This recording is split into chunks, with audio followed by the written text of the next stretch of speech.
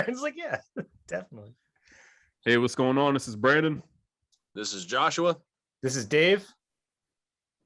And this is the Monster Makeup Crew, the co-creators of Death Drop Gorgeous. And you are now tuned in to PVD Horror. Perfect. Boop, boop. Perfect.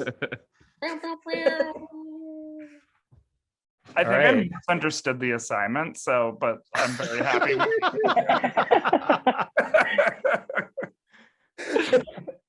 We did Ben and Derek Johnson, and they did it like 17 times and couldn't, and it was only 2 of them and couldn't get it right. Oh, that was awesome though, because yeah. Well, luckily, anyone who watches our movie knows that we don't take ourselves too seriously. So I think. What do you mean? What do you mean? I have no idea what you're talking about. So, guys, thank you so much for coming on. This is way past overdue. And one of the first things I wanted to just mention is that, as much as we want to support you guys and have tried to support you guys have supported us throughout our whole being of PVD Horror, like just as much, if not more. Obviously, we have done all the movie events. You guys, have you missed any? I missed a few at Revival. All right, well, scratch. We're gonna cut that out. You say you didn't miss any. No. We were on vacation for one. That was it. I think we just. Oh, okay. The Friday the 13th Part 3 was the only one. I was bummed about that too, because I heard it was packed. Yeah. So I mean, this is definitely. Too. Yeah, that one was. But I mean, this has definitely been, we were kind of acknowledging it's been 3 years now that we've been doing this. So we've known you guys for pretty much almost 3 years. So that's awesome. Because we started doing the movie events shortly after we kind of started doing this whole thing. So one of the things I was thinking about is just how the relationship in some communities, as far as supporting each other, it's kind of rare. A lot of communities, it can get competitive or just kind of catty. But I find in horror, they're the support for each other in the horror community seems to be there a little bit more often. I mean, there is some competitiveness, but at the same time, finding this kind of dynamic isn't that far of a stretch. Why do you guys think that is? It's a good question. It's very similar to the metal community too. I get the same vibes. Metal community and horror community are very, very similar. It's a low competition. Everyone supports each other. Why that happens? I don't know. Maybe it's just niche enough and everyone's just a weirdo enough where you just kind of bond and just being a total outsider. I don't know. Yeah, no, I was going to say the same thing. I feel like it's just usually outcasts and outsiders or folks that feel a little, I don't know, on the outskirts of things. Because I found, I don't know, even going to your pop-up and doing that was so heartwarming because it was just it just felt like an actual community that I didn't know it ran that deep. So yeah, I don't know. Yeah. And in some ways, it overlaps and relates very much so to the queer community. You have these small groups of people who gather and a lot can happen between them. So, like what? Motherfucking horror movie. I was gonna say butt sex, but see, that's where it gets competitive. But when you go to a gay bar and say, "Hey, can we film here?" you get much better results. Yeah, and we actually I went to one of your events too. You guys did. Oh God, I can't remember what it was, and there was supposed to be a drag show, but it didn't happen because of COVID. Remember? That was pretty cool. Oh yeah. Down at dusk, the Total Trash Nights. Oh yeah. My daughter was snapping pictures the whole night. All her friends were like, "Where are you?" She's like, "I'm at a club." Yeah. Wayne and I were talking about bringing that back. Now that dusk is back in full swing, it's hard to get nights there, but we miss showing movies there. It was so fun. We might talk in the future about relocating it somewhere else that's not so busy, but I'm happy that dusk is getting the traffic in there, which is great. Sure. Cool. Yeah, so like Dave said, we appreciate all the support, all you guys always coming out to our events. How did you guys end up meeting each other? Oh, us? Yeah. Brandon's really the glue. Uh, The magnet and the glue. I've known Brandon since I was like 17 years old because he was really good friends with my sister in college. So every time I came down to visit her in Providence, I got to see this guy. And I was like, who is this very cool, very handsome, very metal gay dude? And how can I invade his life?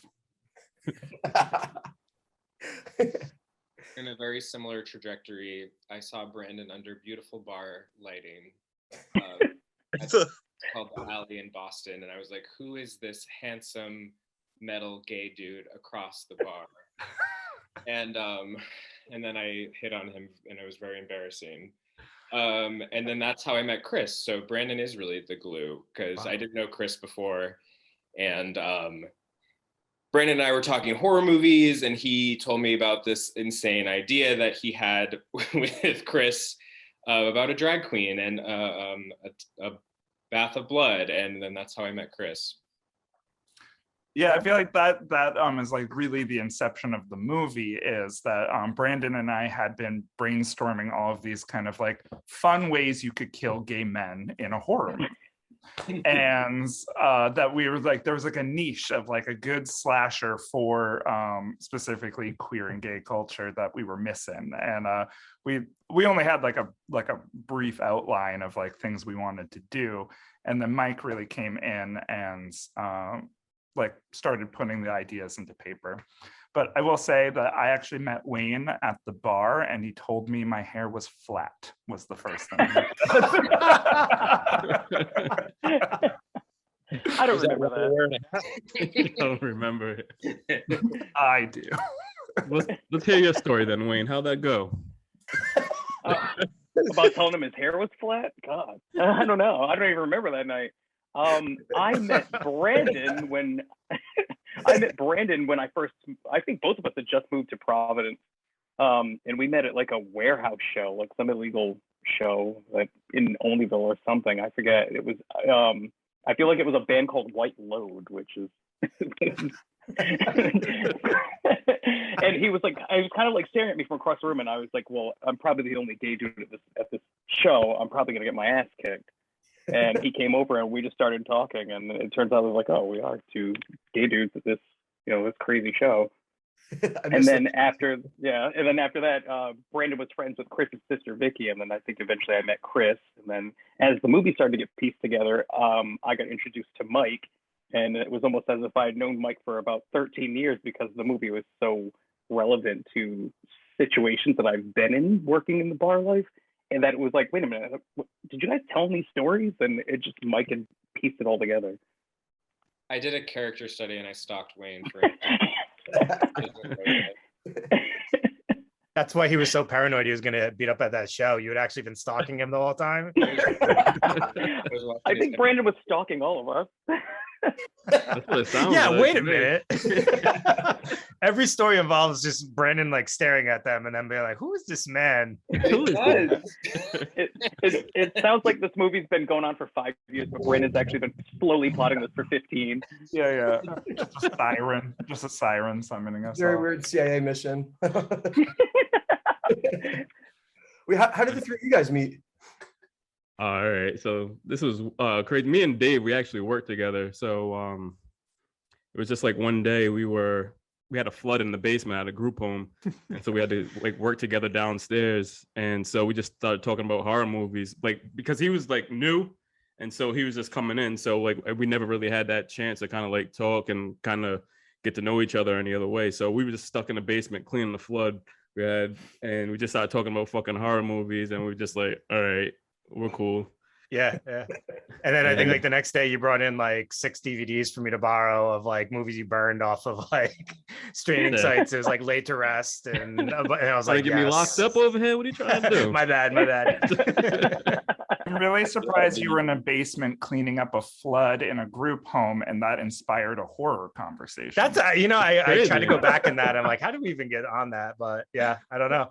No, and I then know, everybody was. The situation sounds horrific. The funny thing is, we like went upstairs, and there was a bunch of people still like working upstairs, and they're like, what the hell were you guys doing down there? Like all we could do is hear you two guys, like grown men, like talking like they were like, you know, chatty Cathy's downstairs. Like you guys wouldn't shut up. Like, we're like, I don't know. I was the guy in the group home that made the flood. That's how they met me. This is fucking bad. Fucking Josh. I met Josh. So I had just moved into the neighborhood. So he was actually my neighbor. And so I was moving in. And so we're like bringing boxes and shit in. And then like this kid just ran through my living room. I'm like, who the hell is this kid? And then so Josh runs in my house. And he's like, Josh? Josh is with his son. And he's just like, hey, we're the neighbors. Sorry, my son just ran in your house. He usually just runs in his house all the time because he was like good friends with the neighbor, with the people that lived there before. And so I'm like, okay. And then Josh is like talking to me. I'm just like, why the fuck is this guy in my house right now? He's like, looking at boxes. He's like, you like horror? You like horror? And I'm like, yeah, I do like horror. I'm like, and he's never left. Yeah, and he's never left me alone since. Oh, you didn't have a choice but to be his friend. They're just so wholesome. Ours are like, I wanted to have sex with Brandon. You guys are like, See, we're the same, except we wanted to have sex with our Brandon, and we were like, "Hey, let's do this. Let's start PVD horror." All I can say is my basement is now flooded. Yeah, we'll be over there, professional basement. Yeah. We do that side work. So with you guys being big horror fans, it's awesome to always talk about films with you guys at our events. I want to know, what are some of the main films that got you into horror growing up? It's funny, when I was a kid, I was terrified of horror movies. I read like a lot of horror books, but the movies freaked me out. The books would freak me out sometimes too. I read a lot of like mythology and folklore, and I was growing up in horror books, and I think that was kind of like a gateway eventually to me watching horror movies. I used to be fucking terrified. I think the first one I finally wasn't scared of was my dad had like one of those illegal black box things. So like we'd get like every freaking channel in the world, and like we'd be like HBO 27. They'll show like the same horror movie in a row like a million times. So me and my stepsister would watch Killer Clowns from Outer Space.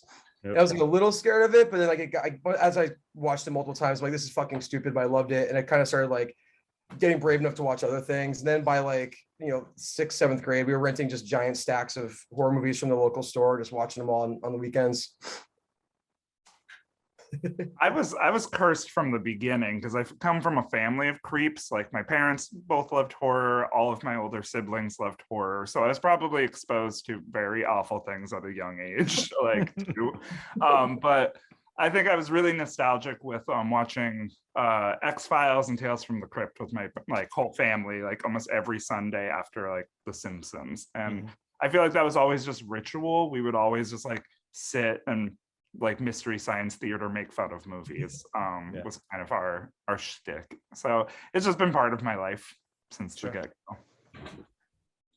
Yeah, I don't remember the exact like entrance I had to horror. I do remember like going to the video store with like we would go, I think every Friday, my mom would let us rent a movie. And I remember I'd walk through the horror section and get really scared of the covers. And I said this in an interview like a while ago, which is really silly now in hindsight, but I used to think the cover of May was very scary. It's just a close-up of her face, right? It's just like it's just a pale white girl. It's just some goth girl. But for some reason, I thought that was so scary. And I remember I would just walk through the section just to get a thrill. And May was very terrifying. I remember my mom didn't let us rent horror movies. Like that was like taboo. And then at some point, I remember all the kids in the neighborhood and I like gathered around a TV and watched like the Blair Witch Project. And that's like the first like really big horror memory for me that like stood out, that like left an impression that like made me scared to like go in the woods. So I always say the Blair Witch Project. I'm sure there was something prior to. I just that's the one that sticks out for me. Yeah. Oh God. I think it all like it all just went back to like I think I was like 3 or 4 years old, and my dad and my uncle had rented Nightmare on Elm Street 3, and I was always terrified of like the Freddy commercials every time they came on TV. Like I'd hear that New Line Cinema music come on, and I would cover my ears, close my eyes, and scream until that commercial ended. But then by the time part 3 came out, I for some reason wanted to watch that VHS so bad. and my dad and my uncle had rented that with The Faces of Death. So that's kind of been my introduction to horror. Like, such extremes. Yeah. And then it just kind of continued from there. And now we're perfectly well-adjusted adults. We'll let the viewers of Death Drop make that judgment, actually. So I want to ask you guys, so those were kind of like the films that got you interested in horror, but were there any characters in any films or any specific films in general that you felt connected to, or that like kind of inspired you guys to be confident enough to make a film that was geared towards the LGBTQ plus community? A good question. Something that definitely sort of drove me in regards to what little resources we had with making Death Drop was the movie Tangerine, which is relatively like newer, but I think what was so inventive about it was just like it was shot on an iPhone and it was with non-actors, and I thought the movie was really powerful and had like a lasting impact. And so I don't know that necessarily was like the main driving force for me for making Death Drop, but I think like seeing that movie and being like, oh no, like I could do this if I wanted to, and I can write characters that can be played by my friends, and I don't know, that was like kind of special for me. Yeah. Yeah, I would say I wasn't necessarily not that there isn't good queer cinema out there. I just don't think that was a main driving for the early development of this project for me. I think there was a lot more horror influences that were there. But I think a lot of the queer influences came from our lives. Like our lives were queer. So much of Death Drop is so Providence and our experiences that I feel like the story we wanted to tell was so specific and about our lives. So I felt like that's where a lot of the queer elements for me came in. Yeah, I have a ton of stories about some of the characters in Death Drop and what they're based on. Probably not appropriate for the podcast, but we'll talk. Providence is a fucking whatever you want. Providence is a wild fucking city. I had quite an interesting introduction to the gay community here, but I think there might be a story for another time. But yeah, it's fun, man. Does it involve the meat grinder? No, but No. I used to work at the Eagle way long time. When I first moved here, I got a job at the Eagle early on, and I don't know if you guys know what that place is, but it's wild. I barred back there for like 2-3 years, and that was a reality TV show waiting to happen in itself. It was just absolute mayhem. Most of it fun, some of it terrifying, but yeah. Tony Two Fingers' character kind of sprung from that world, and especially like with like the really odd mafia connections to all the gay shit in Providence is kind of interesting, but that's kind of like where that character came from. In regards to like queer cinema and what influenced me to jump on Death Drop, I'm going to echo what Chris said too. I think it had more of like a horror influence for me than the actual like queer cinema. I'm a pretty bad gay. I don't know a lot of queer cinema. I know like I love Tu Wong Fu. I love Priscilla. I love all the John Waters stuff. There's like a whole stack of like gay shit I probably should watch at some point, but definitely more of the horror was more of an influence for me. We're gonna have to tie Brandon down to watch those movies. But you've seen like Mean Girls, which is like yeah, I like Mean Girls. Yeah. That's my favorite movie. Great. Don't tell anybody, though, ruin my reputation. All right. Can I just ask, because Brandon, you brought up something super interesting and very Rhode Islandish. So you talked about a little bit of a connection with the gay community and like mafia, like a weird mafia connection. Can you elaborate on that at all? Yeah, so I don't know like the full details, but like a lot of like mafia people and Buddy Cianci were at the gay bars all the time, and like I don't know if it was like because of drug stuff or laundering stuff, or they were able to open up these like big elaborate bathhouses in Providence, which in most states that's illegal to do that, but in Providence they fall under a gentleman's club clause, like a cigar bar, like Shriners kind of thing. So like they're in a weird way like tax funded, but it's just this weird like government connection with mafia connection with like the gay nightlife in Providence. I don't know what is. I know like that strip club downtown was another one too. It wasn't a gay thing, but the Sportsman's Inn. Or, maybe? yeah. Yep. Yeah, that was a big like weird tax funded mafia creation too. I mean, eventually shut down, but like that's why indoor prostitution was legal so long in Rhode Island too. I think that just became illegal like 2 or 3 years ago. Yeah. Oh, it was that long? I thought it was in the earlier 2000s, like 2010 or something. I didn't know it stretched all the way to now. Yeah, I think it was up until recently that it became illegal, which is really interesting. But Yeah, and like I would say, like not so Providence specific, but I feel like that's like even in New York, all of like the gay bars in the 80s, those were all funded by the mafia, really, because they were the only landlords that would like actually license it to be open. And all of those bars get raided. We have like a line in like towards the end of Death Drop where Gloria Hole says, "Remember when our bar used to be raided by the cops like every like Saturday night?" Maybe not as true to Providence, but that was supposed to be a larger idea of kind of the illegalness of gay clubs and gay spaces. Gotcha. I actually, because like for me, yeah, I don't know your guys' age specifically, but like when I was like 18 to 21, there was a ton of like underage bars where we only had to show a college ID and we could get in. And but it was like there was one called The Bar. There was another called Remy's. This was a while ago. I remember those. Yeah, Well, and all you had to do was you just put your drink on the counter and act like it wasn't yours, and the cop would just do a walkthrough and then leave, and then because they were just pretending like they cared, and then they would leave, and that was all because there was like a lot of like illegal shit going on. So I kind of like just assumed that was something that happens everywhere. But no, it's super interesting. I didn't really know about those mafia ties. That's kind of interesting to hear. Did you ever go to Balloons, the 18 plus club? Yeah. I remember when Buddy Cianci did his last like attempt at mayor before he died. I bartended at the Eagle, the Providence Eagle, and I remember I walked in one Saturday night to start my shift, and he was just like there, like as a part of his like little tour, I guess he was doing. I was like, what is going on? I remember the owner of the Eagle made us wear like Buddy Cianci t-shirts for our shift, and I was like, this is so weird. And like we turned the porn off the TV for that brief time while he was in there. It was just very It's such a Rhode Island thing that he would go, and people actually supported him. Yeah. The Eagle was all about him like, one more last like huzzah and getting back into office. Which was so only in Rhode Island. Oh, we have an ex-con. Let's put him back in office. Yeah, like, exactly. Unanimously too. Yeah. Man, if he hadn't have dropped out, he would have won. I swear. Buddy got shit done, man. Buddy got shit done. People can hate on him, but he got shit done. Yeah. He went there and got the t-shirt. Where that shirt went, maybe I have it somewhere.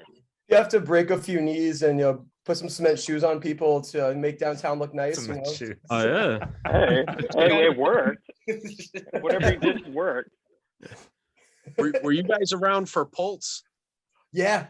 Yeah. Oh, you were? Yeah. I Yeah. moved in 2003. Yeah, we used to. So I used to run with the Sharps. I'm sure you guys know the Sharps. Yeah. For anybody that doesn't know, Skinheads Against Racial Prejudice. So when I was in my late teens, early 20s, we used to go to Pulse, and we would stand outside, and anybody that fucked with the guys leaving, we used to beat the shit out of them. That's awesome. That's amazing.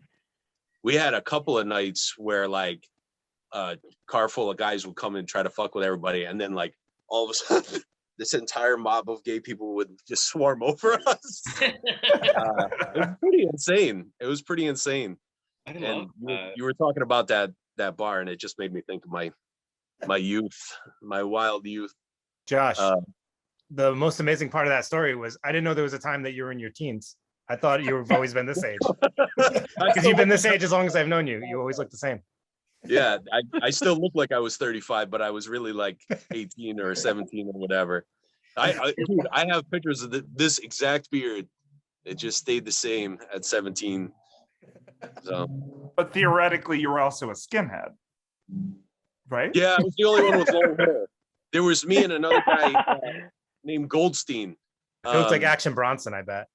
He was Jewish, and he was an accountant. Go figure. But he had hair because he was like a professional. So it was me and him were the only ones that had hair. Gotcha. Yeah. All right. Brandon's like, all right, let's move on. Oh no. Yeah, he'll talk all day about it if you don't stop him. So, besides your film, what are some of your favorite queer horror films? God, are there queer horror films? Yeah. No, one I saw recently that I really love is A Knife and Heart. Yeah.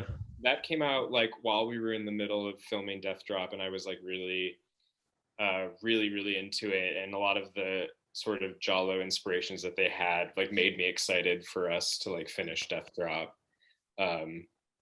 There's just so that was like one of the driving forces of making Death Drop gorgeous, was that like there was so few and far there's just like so few queer horror films that we liked or saw or that were being talked about, and even now, like when we go to a horror movie, I don't want to like talk crap about like a bunch of movies that are out, but I remember like there was this huge ordeal because this new horror movie that was coming out like featured a gay couple or whatever, and I went to go see it, and it was just such bad representation. They were like yuppies who owned bistros, and I was like, this is not fun. Like this. Wait, that's not the case normally. Yeah, I know. Like, believe it or not, not all gays own bistros. Oh. I feel like I've been lied to. Once our flower shops close down, we open boutiques. We move into neighborhoods and gentrify them and open bistros. Yes. Yep. We laugh now, but we're all about 10 years away from this. Cruel fate. We're still in that age where we're fighting against inevitability, but we'll see. Yeah. Hey, that could be something. That's Drop the Bistro. This is how it starts. Yeah, like a sandwich on a croissant that's called the Dwayne or something. Oh my God. Death Drop delicious. I like it. There you go. I'm trying to think of at least two good ones, I think, for reference. And I think with the camp and the kind of over the topness that our movie like aimed for, I think we would be remiss not to mention Serial Mom. Like anything John Waters, that edge of kind of grotesque meets comedy meets like real stuff. And then I was just trying to think of more of a contemporary one to throw in there, but I actually really like Jennifer's Body, which was surprisingly gay, and I thought like kind of understated when it came out. Definitely. Yeah, I actually just recently rewatched Jennifer's Body because it's on Criterion, and I was like, oh, this is so queer. Like this is it's really good.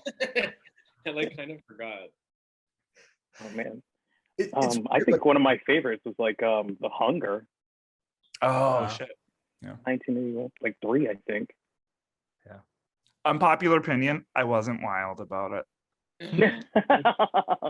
I know it's like super classic and fucking David Bowie's in it, but I'm like, We'll talk later. We're all about unpopular opinions, so don't worry about it. That's good. Yeah, it's really weird. I know there are queer horror films that exist, but a lot of the ones that get like called queer horror, sometimes I get confused as to why. But I would have to say like that for modern queer horror, I love that movie Raw. I thought Raw was fantastic. That was really good. Apparently, like Hellraiser always gets tossed under the queer horror area. I know Clive Barker is gay, but like I'm not sure what about Hellraiser is queer. I don't like this. I don't know. Weird. It seems pretty fucking straight to me. I mean, it's a lot of hetero sex in there, but I mean, I don't know. No, I agree with you. That actually really bothers me about what, like, if you look up queer horror, it's a bunch of films that it's like you're like, I get it. I get sometimes the reference they're trying to make or what they're trying to say, but it's like what I appreciate about your film is like it's just straightforward. It's just queer. Like it's not like, oh, this little like relationship over here is kind of like subtly. No, it's like it is what it is. It's like why mask it and pretend it's something else. It's like Nightmare on Elm Street 2 is the one. Very obviously, like when you look at it now, it's like, yeah, duh, obviously. But like it wasn't direct. Like, it's like, so I feel like a lot of the films now that we talk about from the past, it's like subtle, or there's like these relationships that now we are like, oh, okay, I kind of see what was going on there. Yeah. So hopefully this is something that continues where it doesn't have to be masked or whatever. Except Babadook. I have no idea why that's gay horror. Oh, so that the reason that happened is it's not that it's queer horror, but for some Yeah. reason by accident, Netflix had it in the gay section for a really long time by accident. So that's where that whole thing came from. It was like in their like LGBTQ movies. It's like Netflix or one of those streaming services. Yeah, it was Netflix, and then the gays were like, the gays were like, we claim it. Yeah. Take it your own. It's a good movie. We'll take it. Yeah, because Wayne and I had a really good conversation about like queer horror, because there's like queer is like a critique, right? Like you can put a queer lens on most films, and so like a lot of like early horror movies that did involve queer characters, that doesn't mean it's a queer movie. It's just had queer elements. Like I always think Norman Bates in Psycho, that's more of a gender identity and like literally like becoming somebody else and becoming a woman and becoming other, which is super queer, but that's not like a sexuality queer. Yeah. I think we had like the conversation with Dress to Kill. That was another one. That's an interesting one. Yeah, there was one that I saw that in my childhood, and I have yet to see it again. It's called Beef. You Are What You Eat. And that was the main character, and they never actually said he was gay, but he ate bodybuilders so he could gain more muscle. And basically it was buff guys walking around with shirts off and getting Sounds like my kind of movie. Yeah, That was I was like, where's my that was one of those homemade ones you made, right? Somewhere. I think Brandon stole it when he stole my Jack O. Come on, man. VHS. Stop telling people I took that movie. I wonder if it's on Tubi now. Yeah, Jacko. My Oh, kids were yeah. getting close to that script we were working on. Yeah. with, Yeah, there was this like insane story. Oh my god, I don't even know where to begin. But it was I was like working on something it was very similar. But that's a story for another time as well. Oh, have you guys seen the new Chucky series? No. Not yet. Oh yeah. So, They're doing a really good job with it. Yeah, talking about, queer horror. I mean, that's definitely, and we all know, the creator of Chucky is also gay. So, and I think that like that has come up in his films, and he's very like, just this is who I am. So I love that about him. And I love that he, and he connects with John Waters in which one was it? Bride of Chucky, I think. Yeah. But the main character in the new series is gay. So that's, something he's decided to kind of just have as like a part of his series now. And I think it's wonderful. It's great. I've heard nothing but good things. It looks pretty cool. I don't have the sci-fi app or whatever, but hopefully it'll end up on like Hulu or something at some point. Yeah, my partner wanted to watch it, and I was like, I don't know if I'm in the mood for this tonight, but it's on the list. But like, Not bad.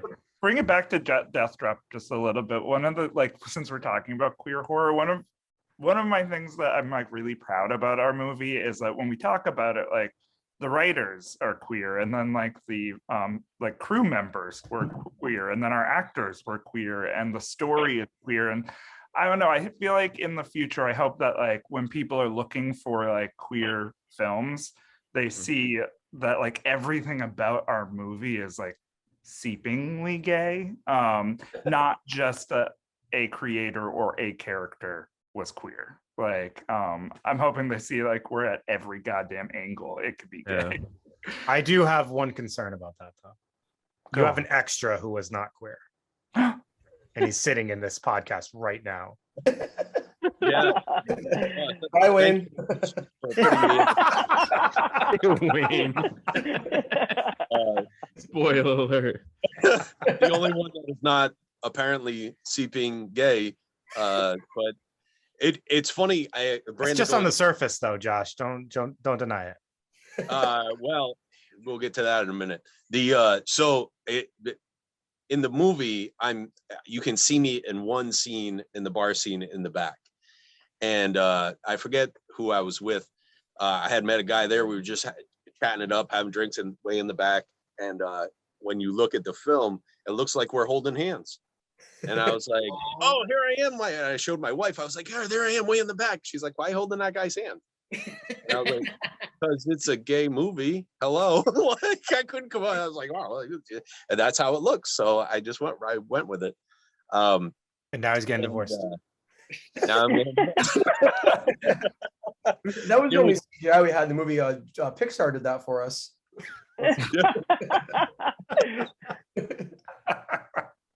There was one question, like, I gotta ask, it's on everybody's mind. Is Tragedy single? Ooh. I think so, actually. Yeah. Yeah, I don't know. I was watching a movie. I'm like, have you seen this Tragedy? And my wife's like, like, it takes a lot to be married to me, but I love Tragedy. I think she is absolutely amazing. Yeah. And you can find her stuff on YouTube too. Yeah. Super good. Yeah. I mean, you were showing some of the stuff that night when you were after Suspiria too, because she was supposed to show up, but Oh yeah. restrictions, she Yeah. couldn't.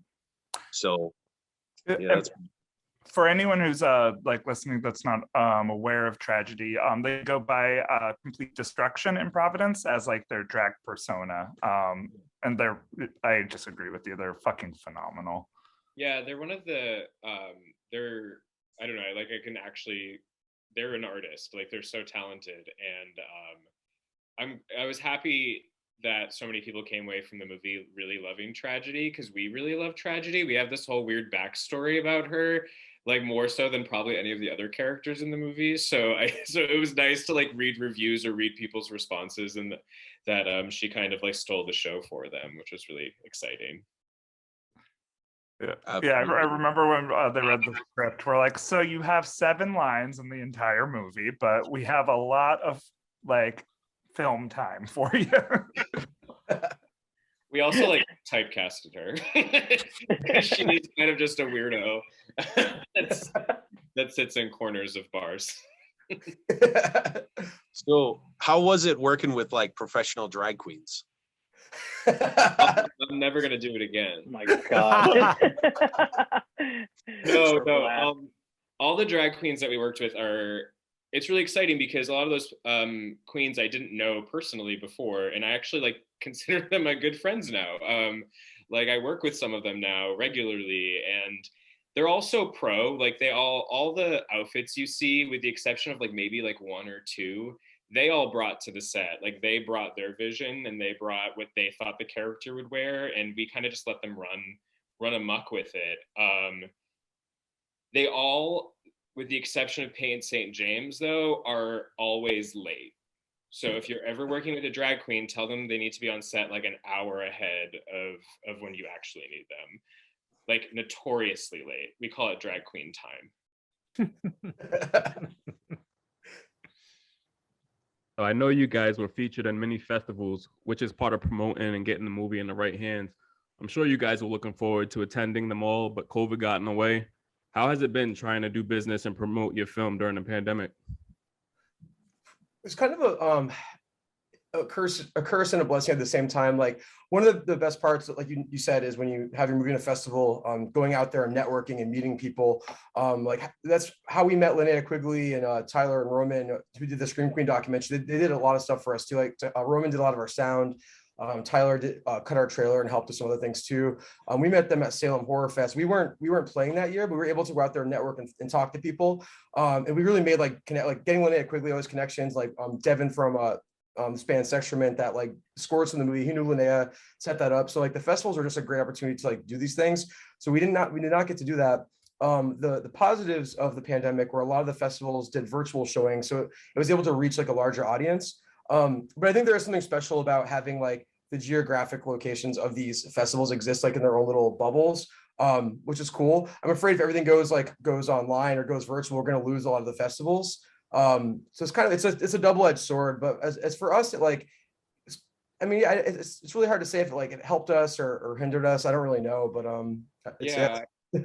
Yeah, no, same with what Brandon was saying. Like it's hard to gauge how much of a hindrance it was and how much of like a positive impact it had, because like we didn't get to really experience our movie like in a theater with folks and see people react. Like we had some drive-ins which were really exciting, but again, that's like you're not like next to people and seeing them like respond to, like, you know, the meat grinder scene or whatever. But like when we premiered at Wicked Queer, which was our first festival, they went virtual. We sold like over 1,000 tickets, which means like, and a ticket was probably not just one person by themselves. They probably had friends over to watch it. So I think it got to be seen by more people than it would have like right off the bat. But at the same time, we always say like Death Drop is supposed to be sort of like a group event, like you're supposed to see with other people. Like it's not supposed to be this sort of intimate experience you have one-on-one with the movie. Like it's supposed to be a party. So yeah, I don't know. It's hard to say what it would look like in an alternate universe had COVID not disrupted our plans for world domination. And that's the thing too. I was actually a part of the Salem Horror Fest judge panel that year when you guys had it in the festival. So I was able to see it then and then score it and kind of give that review and everything like that. So I thought you guys really did a great job on it. And like I said, you know when you know someone and they do something and you just like you support them. But like I'm really proud of you guys, all the work that you guys put into it, because like even when you guys came to our events, like you guys are like working on it. Like Brandon was there, like doing some edits onto the film and like making notes and stuff. So it was kind of cool seeing that whole process develop to this future presentation that you guys did. So you guys killed it, and I can't wait for the next film. Thank you, Brandon. But oddly enough, that's not what your review said. Oh yeah. Let me pull that bad boy up. Trash. Trash. Come on, nah. It's a classic. It's a classic. I'm proud of you guys. He said instant classic. That's what he said, Classic. right? I didn't know you were on the judging panel for Salem Horror. That's so cool. We love that. Yeah. They've been so good to us, and Mhm. they're really doing something special. Like I'm excited for future installments of it.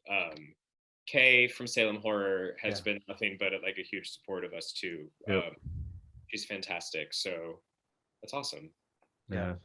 Oh, that's awesome for you guys too. You know, that's pretty cool that so many people, you know, they see it, they love it, they support it, you know. And it's really cool that, you know, a bunch of cool guys from Providence were able to reach so many people all over the place. Like, so that, you know, kudos to you guys. That's pretty awesome. Thank you. Providence is a pretty awesome place. There's a lot of really cool art and just, you know, like horror, the stuff that you guys are doing, like in music all over town. It's just, I feel like Providence like never breaks. Like we never get any drag queens on Drag Race. We never like, our bands never like get super big. I mean, like Lightning Bolt and Daughters got, you know, pretty big, but like, you know, it's like, we never get a break anywhere. So we're hoping like we start putting Providence on the map with this stuff and getting more people here and more people interested. Yeah. Today I saw that the richest person from Rhode Island is Meredith Vieira, and I was like, we have to beat her. I don't know how. I thought it was going to be Viola Davis, but it was Meredith Vieira. Wow. Like, I've got your number, Meredith. I got it.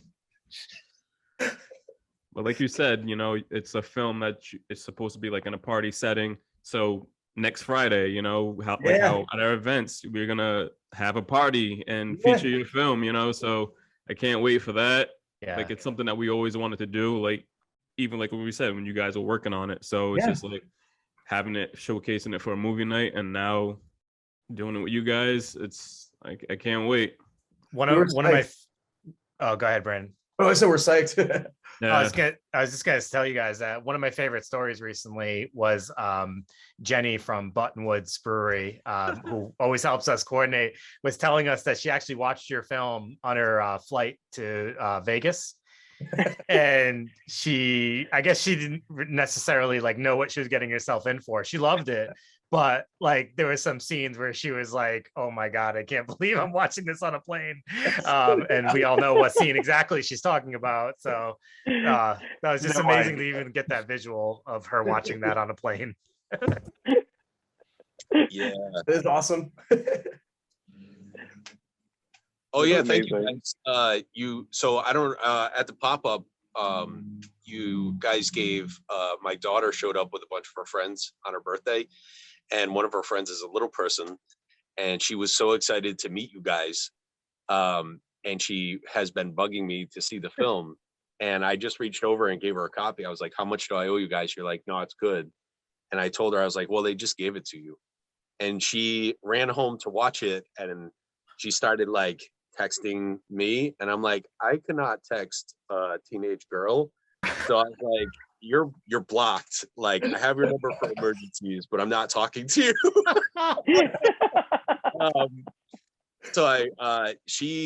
She was like so enthusiastic the rest of the night. We went to Dave and Buster's for my daughter's birthday, and she was telling everybody and showing everybody. And Dave and Buster's is not little person friendly, and she could not go on a lot of stuff and do a lot of stuff. And she was like, it's okay, because I got to meet these guys and I got there. But was she enthusiastic after she watched the movie, or? Yes, she was, which is why I had to block her. I had to literally take her out of my phone, like, stop texting me, because I'm a 40-year-old guy married with, like, and she's my daughter's age, you know, like, I can't be getting texts from young girls. I'm not even, get the fuck out of here. Did you ever see the Curb Your Enthusiasm episode with that? What's that? There's a Curb Your Enthusiasm episode about Larry David texting with a little girl. It's pretty funny. His doctor starts thinking he's a pedophile. It's a long story. I love that show. It's so good. It's so good. I think it was like one of the last seasons. It's one of the last couple. It's great. Is that the one when the girl got her period and he had to show her how to use a tampon? Oh yeah, that one was great too. Oh my god. But this one is like his one of his assistant's daughters like started texting him about like the Wizards of Waverly Place. But she also had like a vagina infection, and so like he was like, so it came up in one of the texts to Larry David. It's like a Yep. Yeah. So talking about the pop-up, like when you guys came to the pop-up, you guys had like these cool posters, and so we were I was able to get one, and you guys all signed it, and I appreciate that. Yeah. Now, was that supposed to be the original cover art for the movie, or no? What happened? Like it was? Yeah, it was. Okay.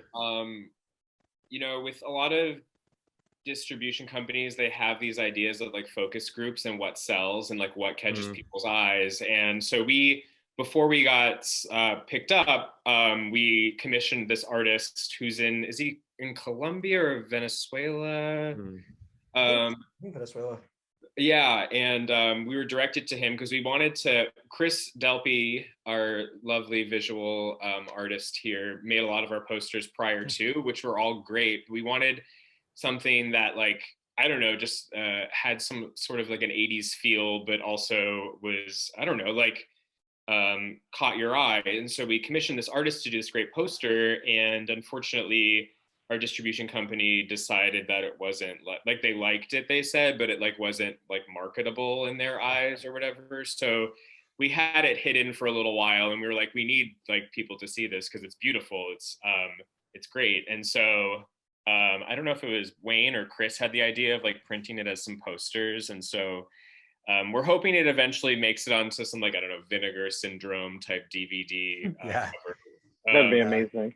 Yeah. But yeah, so it was supposed to be the new poster going in, and yeah. I'm trying to get Trauma to look at you guys. I don't know how you would feel about that, but I feel like you guys would fit right in with some Trauma. No, I think so too. Well, I think that was our first company where we were like, we should reach out to them.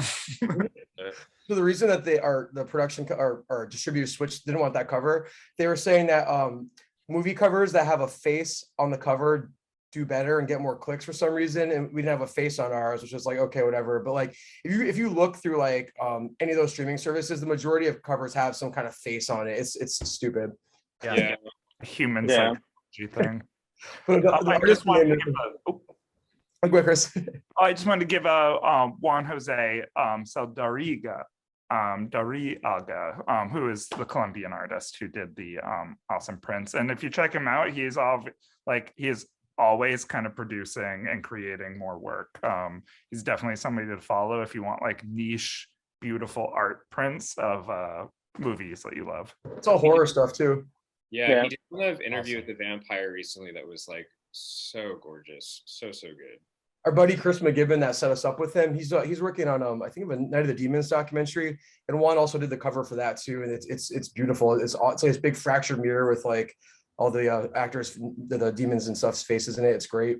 Very cool. Brandon brought up the fact that you guys signed a poster for him, and I need to on next Friday get one from you guys all signed too, and it's going to go on this empty space right here for our video. So yeah. Dave, you literally just told me you were going to put a picture of me there. Yeah, then I changed my mind when I talked to them, and I was like, they're way cooler.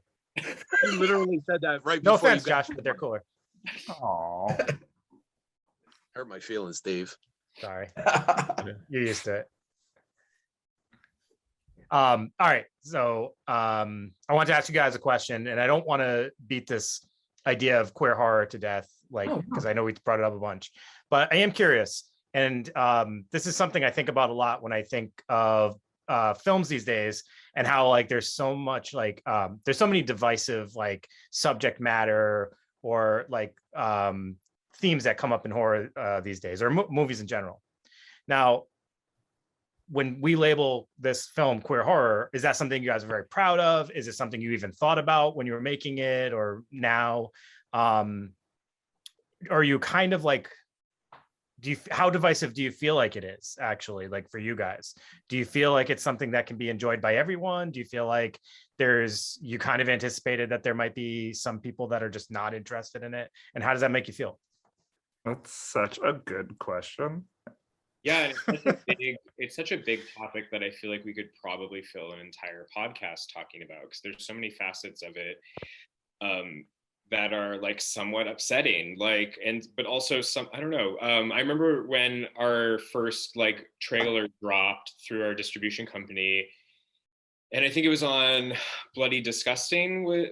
I think did the first drop, and just like, it was so discouraging, like reading the comments. Like I just like had to stop, because it was like unhealthy for me to like be reading them.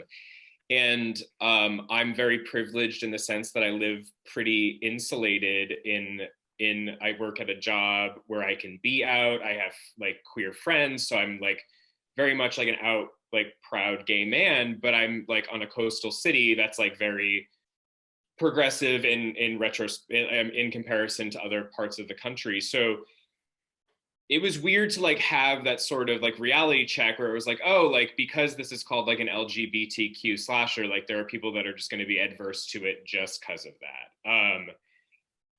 So yeah, I don't know. That was like a weird thing to reconcile. I think our movie, like while I agree that it's like seepingly gay, as Chris said, I think that we like take you to our world, but I feel like you can have a good time there if you just kind of like let that shit like fall to the wayside. Like it's not like, I don't know, it's not just a gay movie by any means. Like I'm very proud of it being queer and unapologetically queer, but it's like gnarly and gross, and like that we didn't just, I don't know, just do it to be super fucking gay. We wanted to make like a gross 80s slasher. So Yeah, I agree with a lot of that. Like I feel like early in Death Drop's inception, the goal for us was to like bridge two kind of fan groups, like kind of like an LGBT queer group to our horror fans, and like really bridge those gaps. And oddly enough, when I think we were making the film, I don't think I had the vision yet that we would be reaching so many different people and different audiences.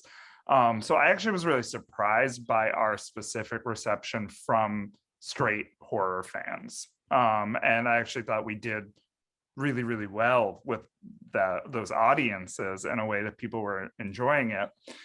And then on the other side, like, though our movie is queer, I've always found it like a harsh indictment of like the queer community. Like basically we have a lot to say about ourselves and about our community, like the internal racism, the internal ageism, and like transphobia that exists within our own small community. So though I'm like, this is for the gays, but I'm like, also this is for the gays, like holding a mirror up to them.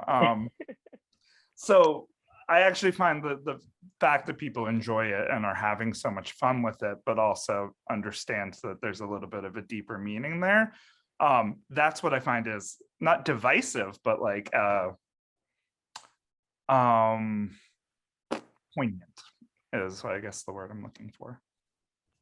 We're just at this weird time in our country now where like everything is so divisive and polarized. Like it's like, you know, if a liberal says this, then the Republican hates automatically and vice versa. Like even like when like Candyman came out, the remake, you know, like people before the movie came out were already like, oh, another one with this political agenda and blah, blah, blah, blah, blah.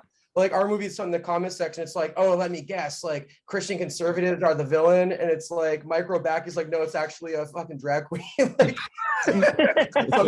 out. Like Yeah, everyone I was just like like, not having it. I was not having it that day. I was like, no, the villain is us. Like fucking like this knee-jerk shit. It's like everyone is just like so on the offense. They just want to fucking fight. Everyone's just been so hostile lately. It's like hate to tell like these insult piece of shit horror fans this, but horror's been political since day one. There's been politics and social commentary buried in like thousands of your favorite horror films. This isn't anything new. I think, you know, there's some things in some films in the last few years a little bit more in your face than usual, which is totally fine. So I just don't understand like this brand new, like, oh, these woke horror films. And it's like, nah, well, talk to George Romero. I mean, you're gonna call all this shit woke. It's like, it's just obnoxious. I'm hoping it's something that changes. Yeah, I don't know. It's just stupid. I think people are just want to fight and cause trouble.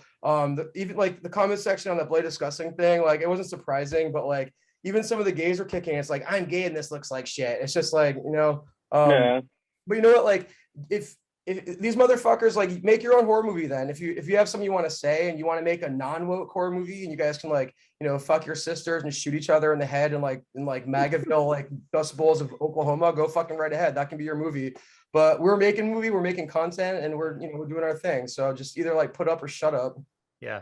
And you know, earlier, I mean, you know, I brought up trauma earlier, but the reason why I was thinking of your film in like the trauma realm is, so we recently, you know, we've been doing Trovember this month, and we talked to Lloyd Kaufman actually, which was amazing. And his big thing is he can't stand movies that don't talk about what's going on right now. And like he gets a lot of backlash about his films, obviously, and like, you know, the places he'll go to them, but he's like, it's all to kind of point out like the absurdity in like society, or like, you know, it's like we put these things in our films to like show like, you guys think this is okay, but like we're trying to show like it's not. And I just love that like films can send a message and be grotesque and be horror and be fun and all that stuff. So that's what I love about your film. And that's why, like I said, immediately in my mind, I was like, it's like a trauma film. It's like, it has a message. And so many people are going to miss that message because they're just hung up on like what the surface level is. You know what I mean? Oh yeah. What's crazy, I mean, like, I just can't imagine like having that many assumptions for a film you've never seen. I mean, I think like us and Candyman just got fucking roasted. It was around the same time, and it was just like, oh my god, you people are pathetic. Like, if someone watched our movie and has like some valid critiques, like, it's not for everybody. I mean, it's crazy. That's fine. Like, I'm down for negative reviews. That's par for the course. Like, when you put your artwork out there, it's like that's what happens. But like, you know, at least like see it first. Yeah. People love to hate shit these days, though. Here's Wayne. Is he still here? Yeah. Wayne, I want your opinion. You're so quiet. I was just like listening to everything and just kind of agreeing with them, because we've all had this group discussion together. Like when these things come out, as these reviews were coming out, and we were just kind of seeing like, you know, the debate going back and forth, and you know, like them trashing our film, trashing the new Candyman. It was like a group, you know, message, and we're just going back and forth, and I've just kind of come to the point where I'm like, I don't even read this stuff anymore. I understand that, you know, our film's not going to be everyone's taste. Some people don't like horror movies, some people don't like action, whatever. Like, I understand we're going to get negative reviews, but I'm not going to dig into someone that's just, you know, trashing it just to trash it. Yeah, it's been like yeah. No, I'm sorry. Go ahead, Mike. No, you finish. Sorry. Oh no, I'd rather spend our energy somewhere else than to worry about, you know, some political goon. It's like, I think it was just difficult because you know, if you were a filmmaker with like a producers behind you and the distribution company, they're handling your social media, but it's us handling our social media. Like when the post goes up, it's like myself, Chris, Brandon, or Wayne, or Ryan, and we're making that. And we're the ones that see the reviews first. We see the tweets. Like, it's not some like woman that we hired to like do PR for us. So it's kind of like, I think we've developed a little bit of a thicker skin. I think when things were first coming out, we were like, we'd like be in our group chat and be like, look at this fucking thing. But now I just don't even put our letterbox. Like, I don't want to read it. I don't want to see it. Like, I don't need to know. So yeah, like, I don't know, because you have to do your own self-promotion. So like, I would search for reviews for us so that I could like share them with like on Twitter, so people to generate our own sort of, but I'd have to read the bad reviews, the ones that were like really cruel, for like unnecessarily cruel, like a little mean. Like there was like, this person must have been having a bad day because they just like went in and like tore us apart.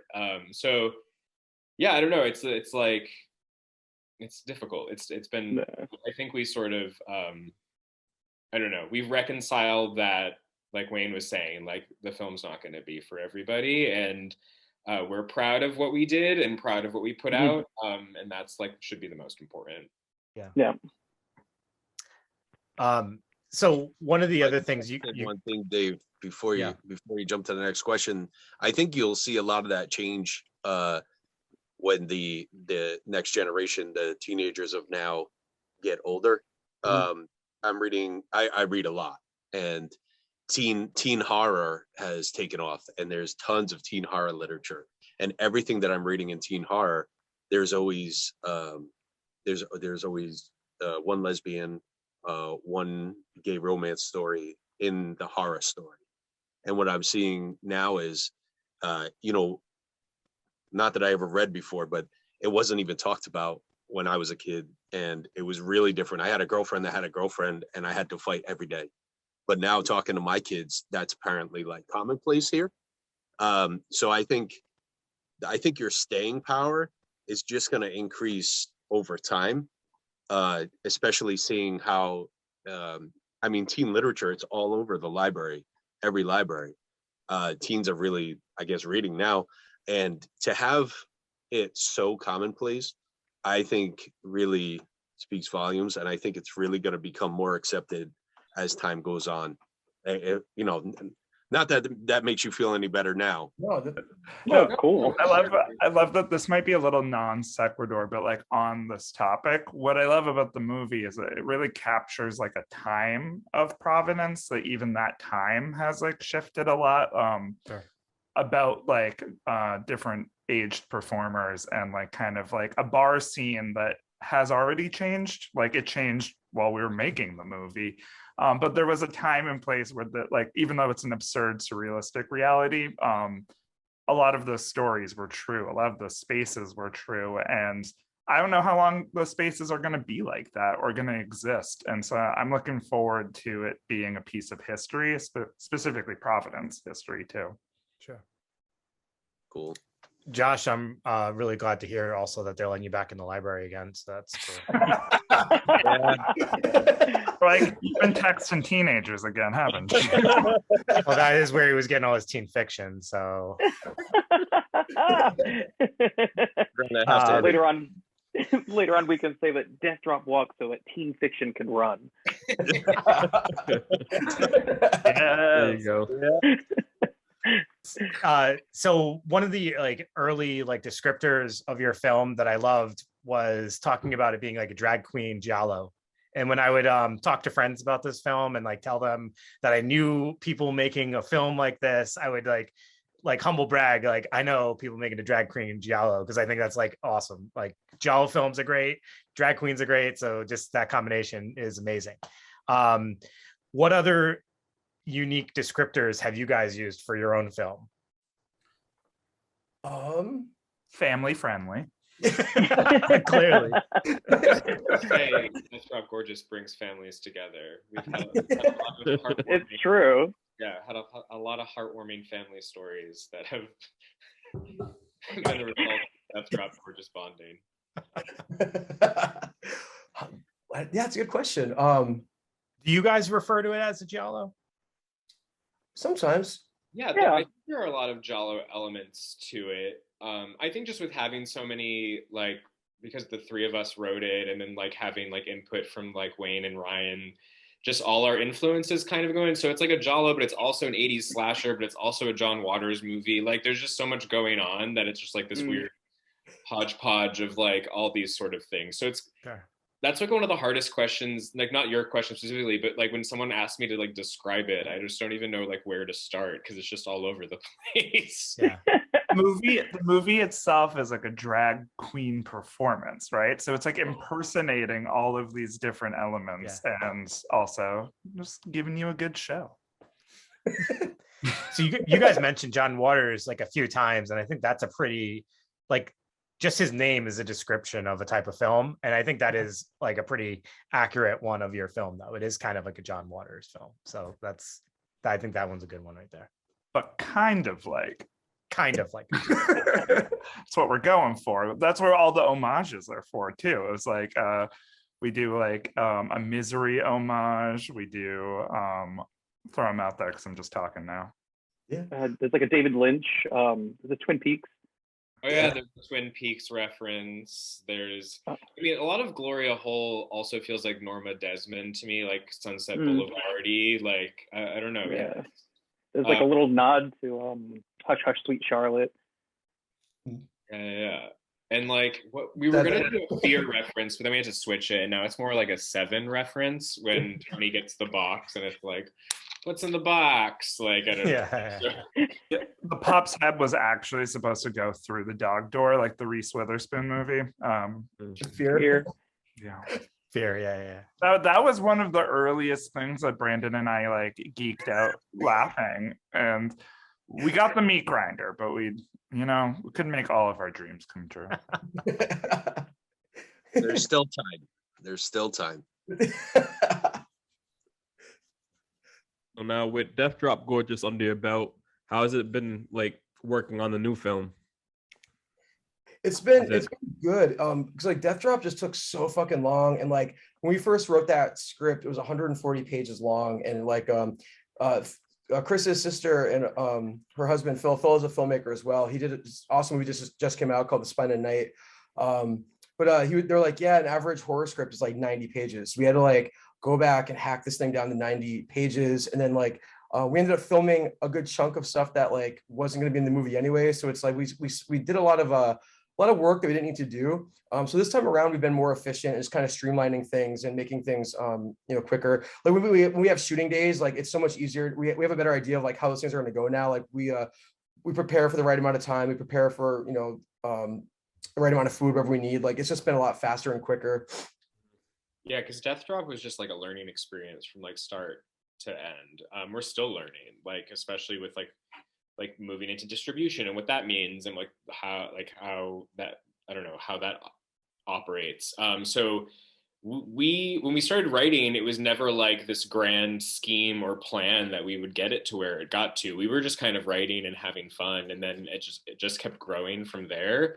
So now with working on like in quarantine, we wrote a script called Queen of the Rats that we're really excited about, but that's going to require like a real big budget. For reasons I don't want to give away yet. So when we started writing Saint Drogo, we were just like very cognizant of like making sure that it was like smaller cast and that we could like execute it with like the crew size we have, because it's like the 5 of us. And then we roped in Kevin Bowden, who scored some of Death Drop, who's a photographer, and it's just like us doing it. So it's been more efficient, and I think hopefully we'll be done by like the end of winter, so it won't take 1.5 years of our lives. I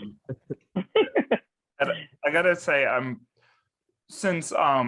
feel like everyone's hats were in Queen of the Rats. Didn't mean to rhyme, but with Saint Drogo, we're all still involved. But what I'm really proud of is like as a team, like again, like I said earlier, we share a lot of hats and we share a lot of roles. And what I gotta say is what I'm really excited about this Saint Drogo is tonally. It is still queer horror, and it is still a lot of the elements relating to Death Drop, but it is experimenting with a very different tone that sometimes it's fun to make things into like a joke and have a punchline. But I think it's been a really interesting challenge to see something develop that is actually supposed to be more somber and brooding and not to leave you laughing. So I'm really excited just that this will be another piece to showcase what the team can do. So I think one last question, and this is a big one. I'm gonna really just hand this off to the person who is the main focal point here, Wayne. Uh-oh. What? wait, I gotta wake up. So Wayne, No, I'm awake. I know. Wayne, talk to us a little bit about what it was like to be a lead of a film. Like, you are the lead of this film. Like, you are definitely the most like present person in this film. Like, you have a lot of camera time. What was that like for you? And you're a pretty reserved person in general, but like then you're in this film where you're like the main person. So what's that like? Honestly, the thought of it was pretty terrifying. I wasn't sure what to expect, or I didn't want to let anyone down. But I think honestly, like it sounds like kind of cheesy and cliche, but I think when you're kind of doing a project with your best friends, they kind of almost hold your hands like along the way, and kind of like support you. So I think it ended up being far less scary than I actually expected it to be. Wayne had also like the most difficult task of playing like like when I say straight man, I don't mean straight like sexual orientation, but he had to be like the anchor. Wayne's character was always supposed to be like the anchor for audience members to like be like, oh, like there's still like because the world around Dwayne is like insane, and there's just like these drag queens and there's a killer, and like so Wayne had the very difficult task of like playing the straight man and like needing to be earnest, whereas like the drag queens could just come in and like shriek their lines, but Wayne had to like actually act, and he did a great job. He actually to center the film, and there's a lot of heart in his character. So I thought, not to like, I don't know, stroke your ego, but he did. I had a lot of good direction and support. So nice. I was kind of thinking about your role in the realm of just like you as a person, and then you in this film, and I was like, I kind of can be kind of reserved too. So I'm like, I think I would be absolutely terrified doing this, and just seeing like you do this and like look like natural on the screen was pretty awesome. So oddly, thank you. Like oddly, a lot of it was extremely relatable, and that was like the strange thing where I got introduced to Mike during the writing process of this movie, and there were so many of these some of the situations that do happen in the movie aside from a lot of the killings were actual experiences I've been through. And I was like, Brandon, did you tell him this? And Brandon's like, I've never even told him that story. That's so it was very relatable, so it did make it a lot easier. What we seem to fail to mention here is when we're like, would you like to be the lead of the movie? And you're like, great. So I'm going to require that you throw me through a glass window. And us being like, great, we will do our best to like fuck you up in this movie. So like yes, his character is reserved, but don't forget that character got thrown through a table and like through and a champagne bottle was smashed in his face for real. A couple of beer bottles, I think. Yeah, we failed to deliver Wayne. Wayne just really wanted to be thrown through a glass window, and we tried to fit that in the script, but it did. Maybe the next one. Dog head through the door. Wayne through the door. Oh, we still need the Santa's sleigh to land on someone. Next week we can throw you through a window at the film, and we'll work it all out. We'll be all set. Can we start the movie that way? Yeah, right through the Buttonwoods window. That'd be great. But imagine if we have like this a big fake glass screen in front of the movie theater, and before like the whole thing starts, you just have Wayne run through it. Josh, make it happen. Let's go. All right, I got you covered. So you can put stuntman down right next to actor, and I'll get some glass, and we'll do a PVD horror throw, and all three of us True. I have a stunt credit in there. See, there you Yeah. go. There you go. Yeah, Your I was also IMDb like, is just getting bigger and bigger and bigger. it's blowing up. Yeah, I was actually the killer stunt double. Nice. And you had like a broken foot most of the movie. Yeah, I think I broke my Right. foot twice during filming. So yeah, there's a lot of scenes where I'm supposed to be in a cast that we kept taking off. Wow. Dedication. So, I guess I just wanted to kind of put this out there. You know, we got our event coming up next week. I mean, this connection between PVD horror and you guys, I hope continues for a long time, because I mean, we've obviously really, I feel like we've benefited from knowing you guys, and I hope that we've been able to kind of have some influence on you guys as well, just like as people in general, just and building a community. And I hope that also, like, if you guys ever need extras, I mean, Yeah. you got us, so Yeah. utilize. We actually December 5th. Yeah, December 5th. I'll give you guys the details. If All right. you want to be extras. We need Absolutely. Down. Yeah, I'm if just you I'm guys just sick need- of Josh talking about it all the time, so I gotta do this too. That's all he talks about. It's like, So I get I it, don't know dude. if Do you that, guys right? were aware of this. I was in one other movie. I was gonna give you credit for not bringing that up tonight, Josh. Oh, I'm bringing it up. I'm bringing it up. My big acting credits. I was an extra in another movie called Splatter Disco, which is about a killer furry. So, Awesome. you right? That's amazing. Acting credits. I was an extra in a killer furry movie and a killer drag queen movie. Yeah. you. I will point out, if you all attend the December 5th one, you may be required to hold somebody's hand. No, it's okay. Josh is like, I'm in. No, I Sorry, think Miranda, I'm done. It's finished. That's it. Complete Destruction's going to be there. No way. Yeah. I'm just trying to ruin your marriage, I guess. Sorry. It was ruined as soon as we said I do. Fucking guy. She is gonna hear that, Josh. Gonna kill you. Yeah, probably. So this is I think we should probably call this a night, just because I feel like I honestly could ask you guys questions all night long, just because I find you guys to be interesting, and you guys I just have just amazing answers to everything we've asked tonight. So thank you so much for being here. No, thank you guys.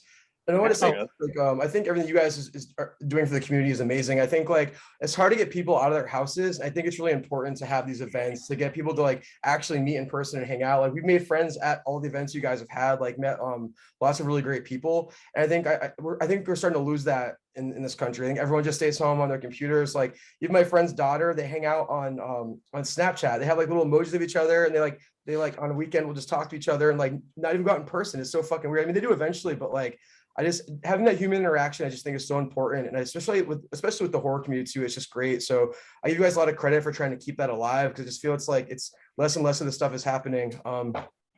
Like even going to shows, I feel there's less people at like live music now. It's just kind of, I mean, I know COVID's happening too, but I feel like even before COVID, things were kind of starting to slow down at like venues and bars and stuff. Yeah. And I mean, I think it's been tough for us to kind of keep the motivation, I'll be honest with you. And COVID has a lot on, like, at least for me, that's probably been more of the thing that's held me back. But like, you know, just in general, like you said, it's people don't seem to want to come out sometimes. So sometimes we would put together an event, like especially early on, and it would be discouraging because it's like, really, nobody wants to come out for this. And you know, that's why we always appreciated, like, we learned to just, it doesn't matter how many people show up, it's who shows up and like what their intentions are. So when we got to meet you guys and we got to connect with you guys, it's like, this is actually why we're doing this. I don't care if it's 40 or 10 people. If it's 10 people I enjoy being around, then that's all that matters. So that's why I think that's the thing that actually does keep us going at all. So thank you guys for that. Well, thank you guys. Thank you. Yeah, I mean, that pop-up was so exciting. Like, that was just like so heartwarming, like in the corniest way. But it was like, I don't know. Yeah, I just met so many vendors and so many folks that I didn't know existed near me. That I don't know. That was exciting. I can't wait for the second one. I hope you guys do another one because that was probably one of like the more memorable events that like we've got to participate together as like a team. So It was wild. People. I don't know if you saw the like I think the next interview we did after that, like I signed on and I was like, I'm wearing my PVD horror sweater and my black little hat. Yeah. And then Mike signed on. And I was like, oh, you're also wearing your PVD horror sweater and your black little hat. And then I was like, without a doubt, Brandon signed on and he's like, I'm in a car, but I'm also wearing my PVD horror. And it looked really awesome. We were wearing our little matching PVD sweatshirt, PVD horror sweatshirt that we were just all like. That's awesome. So yeah, I'm glad you guys had fun at the pop-up. You know, that was always my intentions to put something like this together, because like all the support that everyone has given us over the years and just helping out like with the raffles and everything, donating stuff. So it's just cool to kind of like have everyone that helped us along over the years together in one room and even outside in another room, the whole building. And so it was just like, it was all support and it was a great time, and we definitely plan on doing it again. And so, you know, the horror community definitely supports and is behind you guys, and just want to keep it going. Hell yeah. So Yeah. I don't know if we actually had you guys formally say this, but we have everybody just say, what exactly should people be watching out for? How do they catch you now? All that stuff. Fill us in. I can jump in if you want to fill in any blanks. So be sure to visit our recently launched website, monstermakeupllc.com, or you can go to deathdropgorgeous.com and you can view all of our upcoming projects as well as side hustles that we've been working on.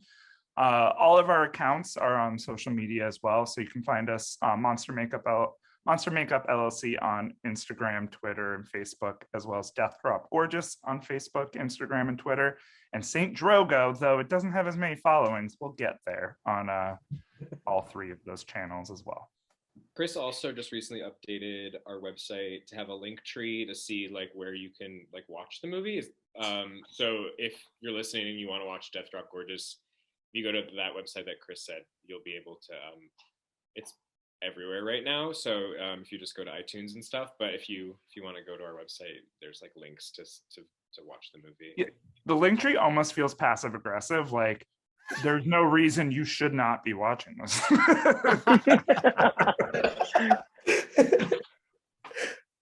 And for any local listeners, we will be all together at Buttonwoods Brewery in Cranston, November 19th, 8 p.m. Get your tickets ahead of time at buttonwoodsbrewing.com or just get them at the door. But either way, definitely make it out to this event. It's going to be a fun time. We will be putting together a raffle, and proceeds are going to go to you guys for film funding of your next project. So we're really looking forward to that.